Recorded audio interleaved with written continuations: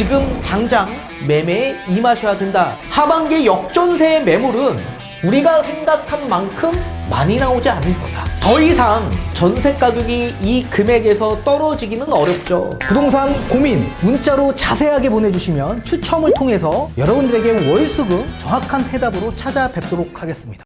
뒷번호 2549님께서 보내주신 부동산 고민입니다. 지금 도남동에 전세 살고 있지만 매매하기 위해 꾸준히 강의 들으며 지켜보고 있습니다. 그런데 다른 분들은 아직 매매할 때가 아니라고 하던데 대표님 강의는 겨울부터 매매해야 된다고 하셨는데 지금 매수하면 늦는 건가요? 지금이라도 매매해야 되나요? 아니면 기다릴까요? 라고 보내주셨습니다. 전문가님 답변 부탁드리겠습니다.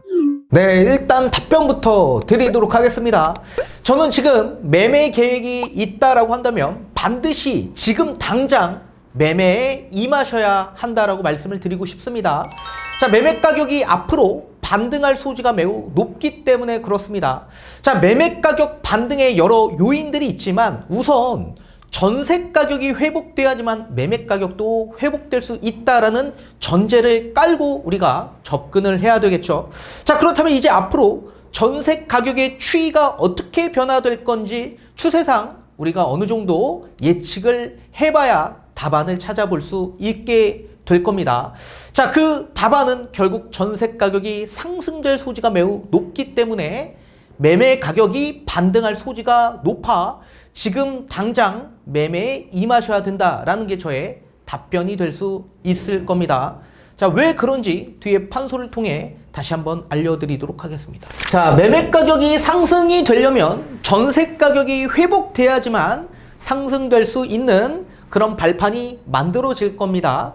자, 따라서 이제 앞으로 전세 가격이 회복세에 접어들고 다시 반등할 수 있는 요인들이 작용할 수 있기 때문에 저는 매매 가격이 앞으로 상승될 가능성이 있다, 반등될 가능성이 있다라고 말씀을 드리는 겁니다. 따라서 반등되기 이전에 지금 이미 대다수의 지역들은 반등하고 있지만 아직도 반등이 되지 않은 서울 외곽 지역 일대 그런 지역들이 많이 있습니다. 그런 물건들을 우린 아직도 눈여겨봐야만 한다. 자, 그 이유가 있습니다. 일단 첫 번째, 지금 대다수의 분들이 전세 가격이 하락한다라는 주장의 근거로 내세우는 건 2023년 하반기에 역전세에 놓인 분들, 이런 분들의 매물량이 엄청나게 많이 출회될 거다, 이렇게 주장하고 있는 겁니다. 근데 저는 반대로 하반기 역전세의 매물은 우리가 생각한 만큼 많이 나오지 않을 거다 라는 게 저의 주장입니다. 자, 그 이유가 있습니다. 자, 하반기에 역전세 매물이 많이 나올 수 있는 그 근거가 어디서 나오는 거냐? 2020년 하반기, 이때부터 2021년 하반기, 이 시기에 전세 가격이 폭등했기 때문에 그렇습니다.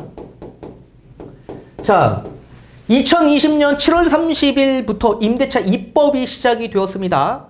따라서 전월세 상한제 5%, 4년 계약갱신 청구권 요구로 인해서 임대인분들이 전세 가격을 끌어올렸던 시기가 2020년 하반기부터 시작이 되었었다. 그리고 2021년 하반기까지 유지가 되었었는데 2021년 10월 26일 가계대출 관리 방안 대책이 나오기 전까지가 전세 가격이 폭등했던 시기였었습니다. 자, 2021년 10월 26일 가계대출 관리 방안 대책에 담겨져 있던 주요 내용은 총 대출의 1억 또는 2억에 대한 DSR 40% 도입을 빠르게 적용하겠다라는 대책이 담겨져 있었고, 또 지금 시중은행들의 가계대출 증가할 목표치가 그 당시에 4에서 5%로 규정을 했었는데 하반기로 7%, 8%대까지 올라가다 보니까 금융위에서 제재가 들어갔었던 겁니다. 따라서 가계대출의 증가에 가장 주범이었던 전세대출을 규제하기 시작했었습니다. 그래서 2022년도부터 전세의 가격이 급락하기 시작합니다. 자, 따라서 2021년 하반기 때까지 전세 가격이 폭등했기 때문에 이 당시에 신규로 전세를 주셨던 분들은 이제 역전세가 발생이 될 거다 자, 2020년 하반기에 전세를 주셨던 분들은 2022년도 하반기에 역전세를 맞이했겠죠. 근데 그분들은 이미 어느 정도 다 대응을 다 마쳤던 상황이고, 이제 남은 분들은 2021년 하반기에 전세를 주셨던 분들, 그분들이 이제 2023년 하반기로 역전세에 놓인 분들이 물건이 나올 수 있다라는 얘기입니다.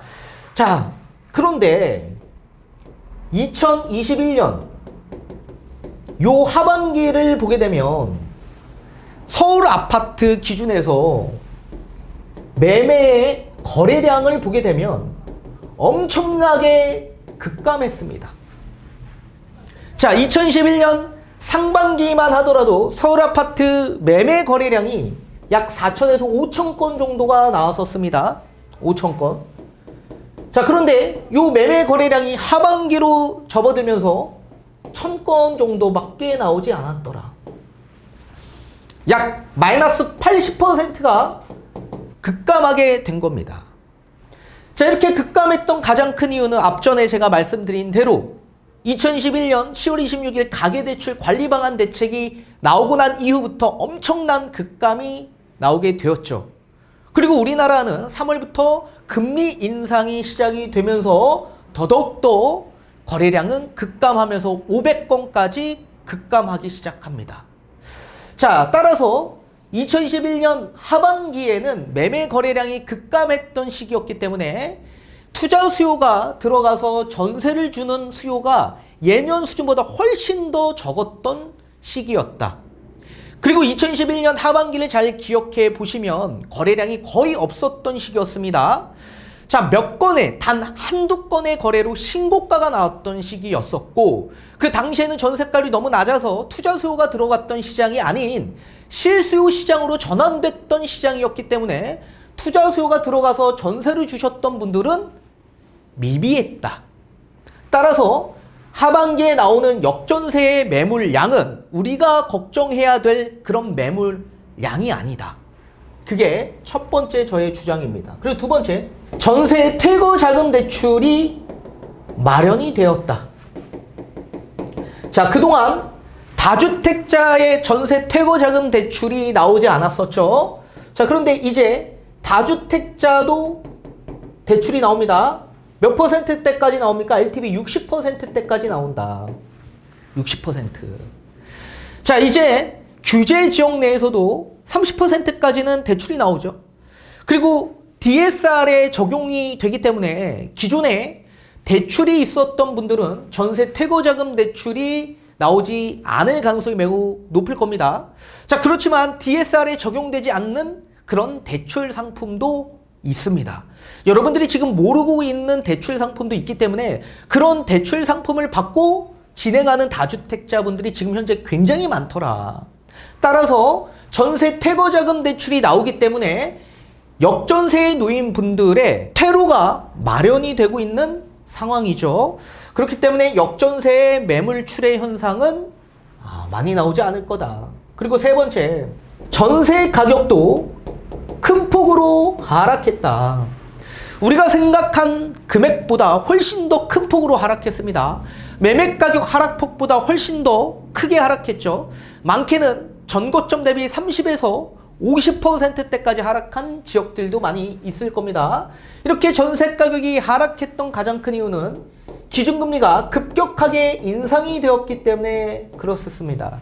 자, 우리 전세 대출의 중고금리로 활용되고 있는 코픽스 금리는 기준금리와 연동이 되고 있기 때문에 기준금리가 인상이 되면 코픽스 금리가 인상이 되고, 따라서 전세 대출에 따른 이자도 급격하게 늘어나게 되는 구조가 나오게 되는 거죠. 그렇기 때문에 월세로 전환하는 수요가 많아져서 전세 가격의 하락폭이 훨씬 더 크게 되었던 거죠. 그리고 역전세에 놓인 다주택자 분들의 매물 출회 현상도 많이 나왔기 때문에 전세 가격의 하락폭이 컸었던 거죠.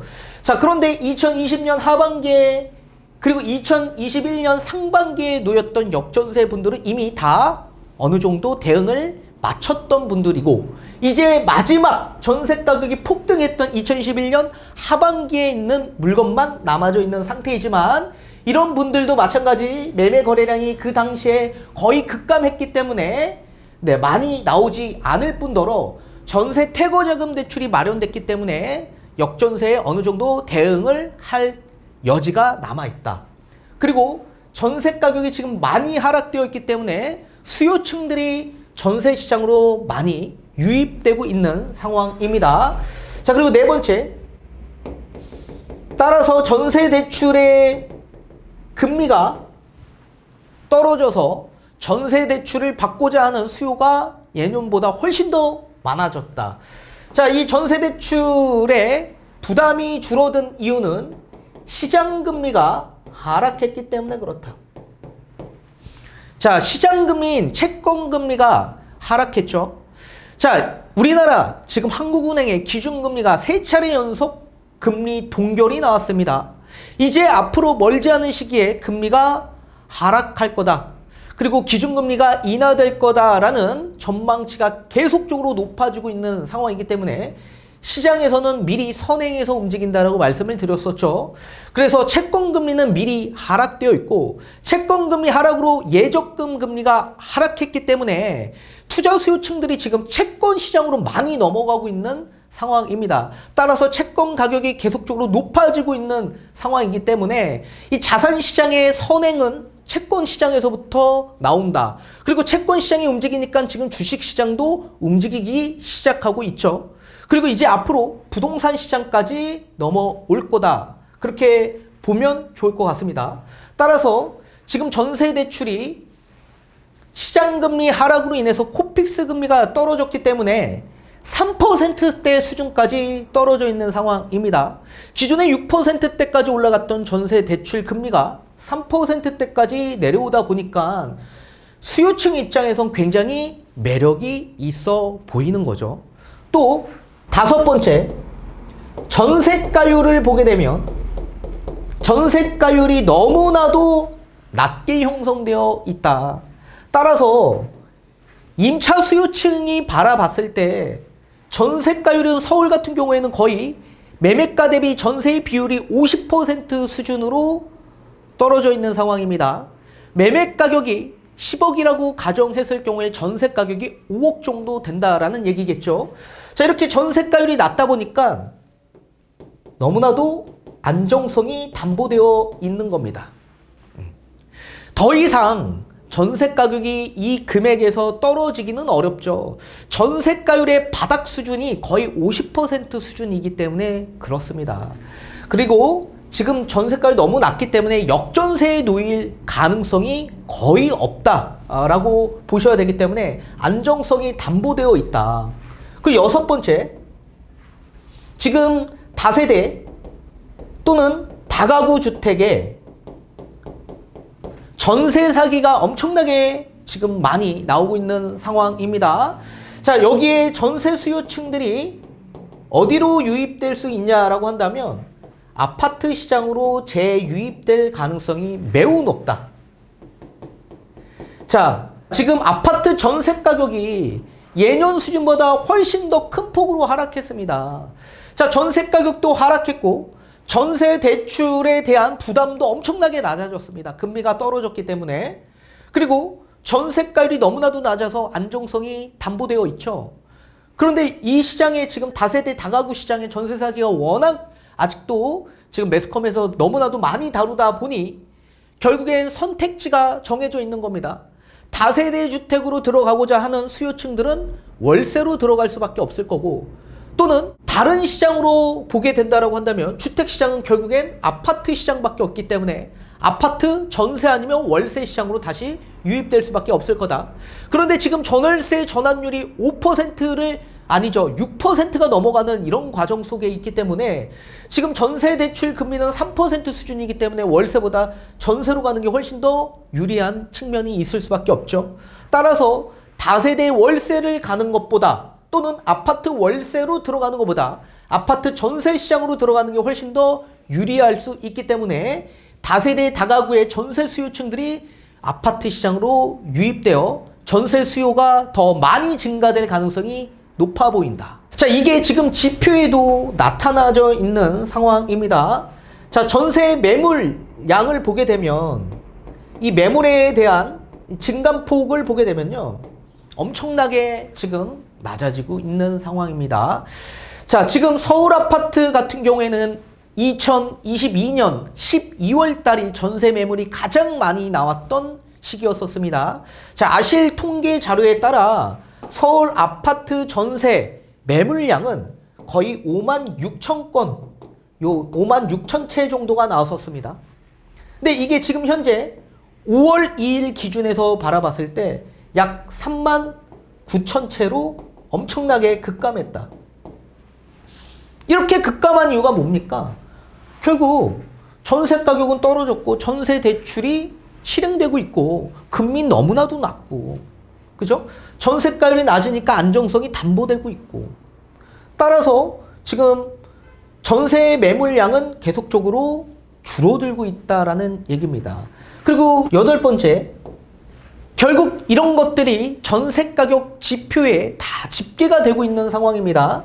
자, 전세 한국부동산원 통계 자료에 따라 전세 가격 지수를 보게 되면 가장 가격 지수가 높았던 시기가 2022년 12월이었습니다. 자, 그 당시에 증감을 보게 되면 마이너스 1.2%가 하락했었습니다. 마이너스 1.2%. 엄청난 큰 폭으로 하락했다라는 얘기입니다. 주간 지수입니다. 자, 근데 이게 지금 현재 4월 넷째 주 기준에서 바라봤을 때 마이너스 0.13% 수준으로 하락폭이 엄청나게 축소된 거 아닙니까? 이렇게 큰 폭으로 하락폭이 축소된 가장 큰 이유는 요 여러 가지 이유 때문에 그렇다.